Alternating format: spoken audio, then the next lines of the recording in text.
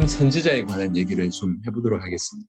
여러분, 구약에도 많은 선지자들이 이제 등장을 했지만, 특별히 선지서를 기록하고 있는 이제 선지자들만 이제 이렇게 책으로 기록되어 있기 때문에 주로 이제 이 선지서에 이제 그런 선지자들에 대한 기록이 있는데요. 제가 이해하기로는 바벨론 포로 이전에 요엘, 요나, 아모스, 호세아, 이사야, 미가, 나훔, 스바냐, 하박국 이런 분들이 활동했었고, 포로 시대에 이제 그 활동하면서 예레미야 애가까지 쓰게 되죠. 오바댜, 에스겔, 다니엘 이렇게.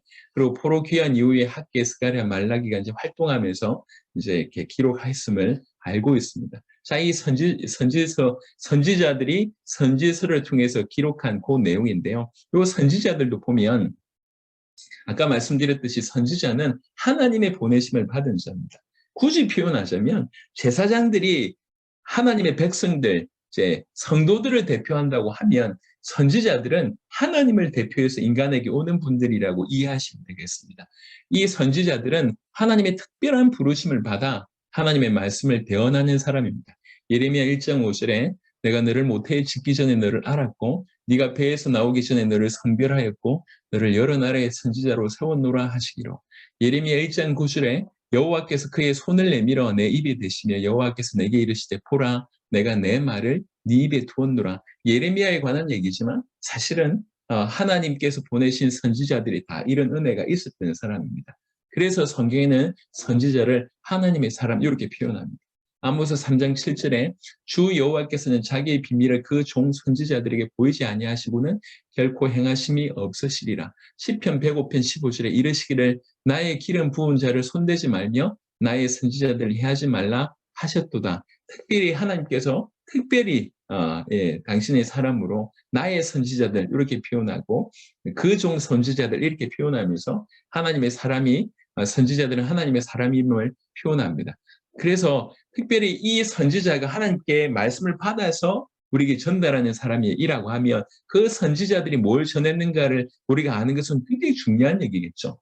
선지자들의 메시지를 요약해보면 이렇습니다. 먼저는 하나님 앞에 악을 자행하는 북이스라엘과 남유다 백성들에게 하나님의 진노가 있을 것이라고 계속 경고합니다. 이게 선지자들의 주된 메시지였습니다. 이스라엘 백성들이 하나님의 은혜를 어기고 완전히 타락하고 우상의 길로 들어서고 하나님 말씀을 지속적으로 불순종하는 그런 자들에게 말씀을 하시는 거예요. 이때 수많은 거짓 선지자가 일어나면서 우리는 선민이기 때문에 망하지 않는다. 이런 메시지를 하게 됩니다. 그래서 하나님이 보내신 메시지를 하게 됐던 이 선지자들은 적지 않게 고난과 핍박을 경험하게 되는 것이죠. 그럼에도 불구하고 이것이 하나님 메시지라고 얘기하고 있습니다. 지금도 마찬가지입니다. 오늘날 교회 안에서 사람들이 좀 부담스러워하는 메시지를 잘 안 하는 경향이 있습니다. 예를 들면 당신들이 죄인입니다. 회개해야 됩니다. 굉장히 부담스러운 메시지입니다. 사단이 공격하고 있습니다. 싸워야 됩니다. 부담스러운 메시지입니다. 하나님을 떠나야 했습니다. 날마다 우리가 하나님을 만나고 하나님의 인도 가운데 살아야 됩니다. 굉장히 부담스러운 메시지입니다. 그 대신에 하나님의 사랑을 얘기하고 축복을 얘기하고 그래도 괜찮다고 얘기하고 이렇게 어떻게든 응답을 얘기하고 기적을 얘기하고 어떤 교회는 보니까 뭐 재정 얘기를 그렇게 많이 한다고 하더라고요. 재정 얘기는 나쁜 건 아니겠지만 사람들의 기호에 관해서 계속 얘기를 하는 거예요. 사람들이. 또 어떤 뭐 교회 같은 경우에는 이게 이제 장로님들하고 이런 파워가 너무 세가지고 목사님들한테 이 메시지는 하지 마십시오. 요건 하십시오. 이렇게 주문하시는 분들도 있다고 하시더라고요. 참으로 안타깝습니다. 교회에서 사람들이 원하는 메시지를 하고 있습니다. 그리고 이 메시지를 하면 저 사람이 상처받을까? 그러면서 할 수만 있다면 교회 와서는 아무 생각 없이 그냥 힐링하고 가는 쪽으로 방향을 잡고 있습니다. 여러분, 조금 생각해 봐야 돼요. 선지자들은요, 주의 종들은 주님의 말씀을 전해야 됩니다. 주의 종들은 주의 음성을 전해야 됩니다. 마지막 때, 이스라엘이 마지막 때 그 선지자들이 대부분 정말 파격적으로 니네들 망한다고 전했습니다. 회개해야 된다고 얘기합니다. 돌아와야 된다고 얘기합니다. 니네들 괜찮지 않다. 니네들 돌이켜야 된다라고 전했던 것이 그 마지막 때의 선지자들의 메시지였습니다. 그런데 그때도 거짓 선지자가 항상 괜찮다. 하나님 우리를 보호하실 것이다. 괜찮다. 하나님 우리를 축복하실 것이다. 이게 거짓 선지자들의 메시지였습니다. 우리는 분별해야 됩니다. 선지자들은 하나님의 메시지를 전해야 됩니다. 자, 계속. 그뿐만 아니라 선지자들은 말뿐만 아니라 자신들의 삶을 통해서 하나님의 뜻을 전달하는 그런 선지자들도 많았습니다. 이사야도 마찬가지고 예레미야도 마찬가지고 도무지 이해할 수 없는 그런 행동을 요구하시잖아요. 예, 옷을 벗고 또 이렇게 이 옆으로 누워서 지낼 것을 얘기하고 여러 가지, 특별히 호세아 같은 경우에도 음란한 여인 고멜과 결혼할 것에 대한 얘기를 하고 말도 안 되는 요구를 하시는데 그 모든 것들을 통해서 하나님의 뜻을 전달하게 하십니다. 그 역할을 했던 인물들이 선지자입니다. 우리도 말뿐만 아니라 삶으로 하나님의 뜻을 전달해야 됩니다. 그리고 거기에서 끝나는 것이 아니라 분명히 하나님께서는 이스라엘을 회복하실 것이다. 항상 동일하게 말씀하셨습니다. 심판이 끝이 아니고 심판이 하나님의 목적이 아니라는 것이죠. 이스라엘의 회복의 메시지였습니다. 그리고 그 이스라엘의 회복은 선지자들의 메시지는 궁극적으로 장차 오실 메시아와 그의 나라를 향해서 초점 맞춰져 있습니다. 이게 우리가 알고 있는 선지서의 거의 모든 내용의 메시지의 압축이라고 볼 수가 있습니다. 이사야 2장 2절부터 3절을 보니까 말일에 여호와의 전에 산이 모든 산꼭대기에 굳게 설 것이 모든 작은 산 위에 뛰어나리니 만방이 그리로 모여들 것이라. 많은 백성이 가며 이르기를 오라 우리가 여호와의 산에 오르며 야곱의 하나님의 전에 이르자. 그가 그의 길을 우리에게 가르치실 것이라. 우리가 그 길로 행하리라 하리니 이는 율법이 시온에서부터 나올 것이요 여호와의 말씀이 예루살렘에서부터 나올 것입니다. 예, 이렇게 말씀을 하십니다. 여러 선지자들 메시지 중에 몇 가지를 이제 뽑아냈습니다. 조금 전에 언급했던 그 부분들이 어떻게 표현되고 있는지. 그러면서 이사야 7장 14절에 처녀가 잉태하여 아들 낳을 것이요 그 이름을 임마누엘이라 하리라. 예레미야 23장 5절에 여호와의 말씀이니라 보라 때가 이르리니 내가 너에게 한 의로운 가지를 일으킬 것이야. 그가 왕이 되어 지혜롭게 다스리며 세상에서 정의와 공의를 행할 것이며 에스겔 37장 24절 25절 내 종 다윗이 그 한 목자가 내 종 다윗이 그들의 왕이 되리니 그들 목자에게 한 목자가 있을 것이야. 그들이 내 규례를 준수하고 내 율례를 지켜 행하며 내가 내 종 야곱에게 준 땅 곧 그의 조상들이 거주하는 땅에 그들이 거주하되 그들과 그들의 자손순이 영원히 거기에 거주할 것이요 내 종 다윗이 영원히 그들의 왕이 되리라. 이제 특별히 선지서 중에 가장 많은 분량을 차지하고 있는 이사야, 예레미야, 에스겔 이런 부분에 더욱 선명하게 이 부분이 등장하고 있습니다. 그래서 선지자들의 모든 메시지가 여기에 이게 이런 의미로 정리가 되어 있다고 볼 수가 있습니다. 그러면서 이 선지자들 또한 이런 엄청난 메시지를 뱉었던, 메시지를 전달했던 선지자들, 하나님께 보내심을 받았고 이 엄청난 말씀들을 말로 삶으로 전달했던 그 선지자들도 불안했다는 거죠. 불안전했다는 거죠. 예레미야 23장 11절 여호와의 말씀이니라 선지자와 제사장이 다 사악한지라 내가 내 집에서도 그들의 악을 발견하였노라. 에스겔 22장 25절에 그 가운데서 선지자들이 반역함이 우는 사자가 음식물을 움킴 같았도다. 그들이 사람의 영혼을 삼켰으며 재산과 보물을 탈취하며 과부를 그 가운데 많게 하였으며 스가랴 1장 5절에 너희 조상들이 어디 있느냐 또 선지자들이 영원히 살겠느냐. 두 가지 관점입니다. 하나는 뭐냐면 그 엄청난 하나님의 선지자들도 그냥 인간입니다. 잠시 활동하다가 죽을 수밖에 없는 거죠. 영원히 살 수가 없는 존재들입니다. 또 하나는 이 선지자가 그 누구보다도 거짓 선지자였던 대두 이런 일들이 많았다는 것이죠. 그래서 예레미야 23장 11절이 내가 내 집에서도 그들의 악을 발견하노라 이렇게 되어 있습니다. 지금 교회가 욕을 많이 듣고 있습니다. 교회가 욕을 많이 듣고 있는데 욕을 많이 듣고 있는 것 중에 하나는 조직적으로 또 구조적으로 기독교를 이제 이렇게 좀 심한 말로 얘기하면 죽이기 위한 어떤 공격의 어떤 핍박일 수도 있습니다. 하지만 적지 않은 상당수는 우리 안의 어떤 실수, 우리 안의 어떤 더러움 때문에 그런 일이 벌어집니다. 요즘에 목회자들의 어떤 타락과 방황이라고 하는 것이 어제 오늘의 일이 아니잖아요. 너무 많이 무너져 있는 것을 봅니다. 상당수 수많은 목회자들이 정말 하나님 앞에 순수하게 살고 신앙을 지키며 양떼들 지키며 살지만 또 적지 않은 목회자들이 방황하고 타락하고 숨어서 음지에서 내가 내 집에서도 그들의 악을 본으로 하는 이런 일들이 정말 많습니다. 사실 저도 그런 경험들이 많아요. 그런 경험들. 정말 수많은 목회자들이 목회자들끼리 어울려 다니면서 단란주점 이런 데 가서 목사님이라고 못 부르잖아요. 사장님 부르면서 목회자들끼리 그런 데 가는 것도 보기도 하고. 물론 제주에 소수의 몇 사람이라면 뭐 모르겠습니다. 그렇다고 하면 별 문제가 없겠죠. 하지만 적지 않은 교회 목회자들, 중직자들, 성도들 안에서 너무 들어온 악취가 계속 나고 있는 것을 보게 됩니다. 왜 그럴까요?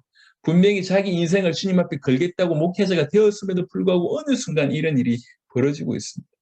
예.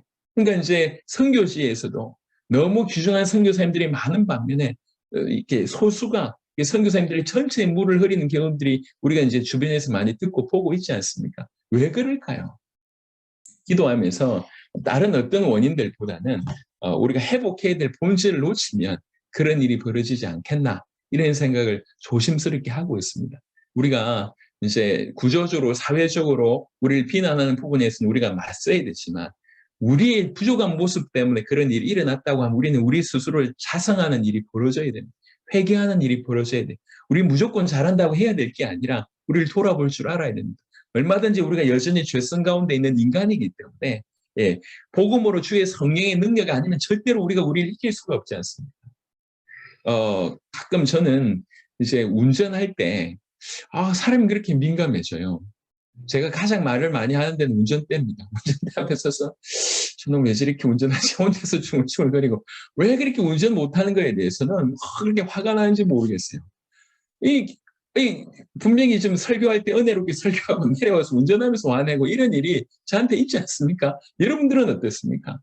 우리에게 부족한 많은 부분들이 있습니다. 계속 복음 안으로 들어가면서 이 부분들을 넘어서는 일들이 우리한테 없으면 어떤 분들이 그렇게 얘기합니다. 하나님의 사람이 하나님 역사에 노출되지 않고 성령의 충만에 노출되지 않고 그 사람이 결국 인간인데 반드시 그 안에 틈이 생길 수밖에 없지 않겠냐는 것입니다.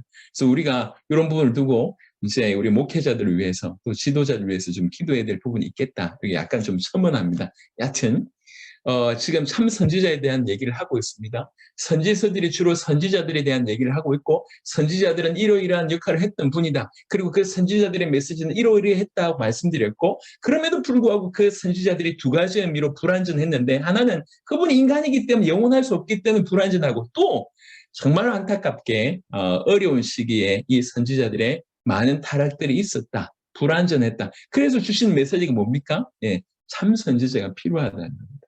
참 선지자. 그게 선지서가 우리한테 주는 메시지입니다. 누가 참 선지자냐? 성경지. 플로우는 여기까지 흘러왔고요. 결론적으로 누가 참 선지자냐? 하나님 만나는 길을 여신 참 선지자. 이사야 7장 14절에 그러므로 주께서 친히 징조를 너에게 주실 것이라. 보라 처녀가 잉타의 아들을 낳을 것이요 그의 이름을 임마누엘이라 하리라. 그가 오셔서 할 일입니다. 하나님이 우리와 함께 하신 바로 그 일을 하실 분이다. 요 얘기겠죠. 그리고 그 참 선지자는 모세가 예언한 그 선지자입니다. 신명기 18장 15절에 네 하나님 여호와께서 너희 가운데 네 형제 중에서 너를 위하여 나와 같은 선지자 하나를 일으키시리니 너희는 그의 말을 들을지니라. 사도행전 3장 22절에 모세가 말하되 주 하나님이 너희를 위하여 너희 형제 가운데 나 같은 선지자 하나를 세울 것이니 너희가 무엇이든지 그의 모든 말을 들을 것이라. 바로 그 선지자 약속하셨던 그 선지자가 바로 메시아이신 예수님을 얘기합니다. 그래서 성경에는 예수님을 참 선지자라고 말씀하십니다. 요한복음 14장 6절에 예수께서 이르시되 내가 곧 길이요 진리요 생명이니 나로 말미암지 않고는 아버지께로 올 자가 없느니라. 오직 예수님만 하나님을 만날 수 있는 유일한 길이 되십니다. 히브리 10장 19절 20절 그러므로 형제들아 우리가 예수의 피를 힘입어 성소에 들어갈 담력을 얻었나니 그 길은 우리를 위하여 휘장 가운데 열어놓으신 새로운 살 길이요 휘장은 곧 그의 육체니라. 예수님 십자가에 지실 때 휘장이 찢어졌다는 걸 알고 있습니다. 그 휘장은 자기 육체라고 얘기합니다. 자기 육체를 찢으셨다는 얘기죠. 육체를 찢으심으로 말미암아 새로운 살 길을 여셨다고 얘기합니다. 누구든지 그 이전에는 하나님을 만날 수가 없었습니다. 그에 뽑힌 대제사장이 부들부들 떨며 예정된 한 날에 이 자기의 죄와 백성들의 죄를 속하고 나서 지성소로 들어가는 일이 벌어집니다. 혹여 죄의 문제가 제대로 해결되지 않는다고 하면 그 지성소에 들어가서 이 대제사장은 죽을 수밖에 없습니다. 그래서 하나님을 만나는 것이 한편으로는 너무나 영광스러운 일이지만 한편 너무나 두려운 일이었습니다.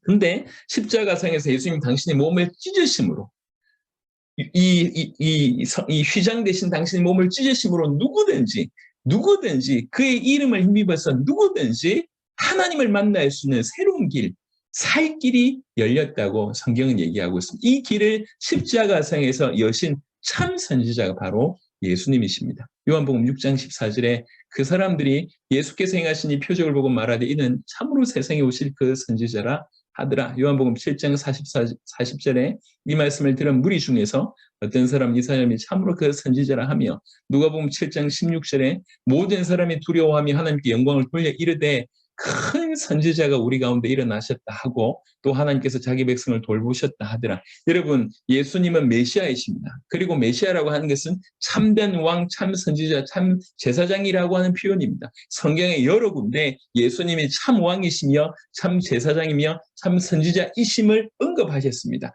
그래서 예수님이 진실로 메시아이시구나라고 하는 것을 확정하셨습니다. 성경에. 그래서 이 시간까지 이제 예수님께서 이제 그리스도라고 하는 부분을 풀어낼 때 그리스도가 어떤 뜻인지를 풀어냈고 그리고 예수님이 참된 왕 제사장 선지자이심을 말씀을 드렸습니다. 그리고 내일 첫 시간에는 그 모든 것이 실제로 이루어졌던 그 십자가부터 설명해서 십자가와 부활로 과연 그가 그리스도이심이 맞구나 드러내시고 그래서 진실로 예수님이 그리스도구나 이렇게 15, 16, 17강을 딱 정리하고 그러면 이 예수님이 그리스도가 맞다는 거죠. 그러면 우리는 어떻게 해야 되느냐 그 얘기가 이제 진행될 겁니다.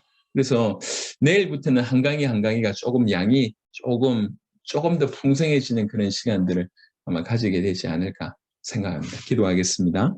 하나님, 오늘도 귀한 시간을 허락하셔서 감사합니다. 주님, 이 아침 시간에 몇 시간을 낸다는 것이 정말 힘든 일인데 여기에 참여한 자들에게 그런 은혜를 주셔서 몇 시간 동안 오직 예수님 얘기만 들을 수 있도록 예수님이 하나님의 아들 그리스도라고 하는 이 복음을 들을 수 있도록 은혜 베푸심을 감사합니다. 주님, 정리하는 데 그치지 않게 하시고 메시지 듣는 모든 자들에게 은혜를 주시되 무엇보다도 계시를 허락하셔서 이 복음을 생명처럼 받을 수 있도록 역사하여 주시며 주님, 종들에게 이미 허락하셨던 그 놀라운 역사들이 이들의 모든 삶과 사역 현장에서 풍성하게 일어나도록 축복하여 주옵소서. 감사를 드리고 우리 주 예수 그리스도 이름으로 기도드렸습니다.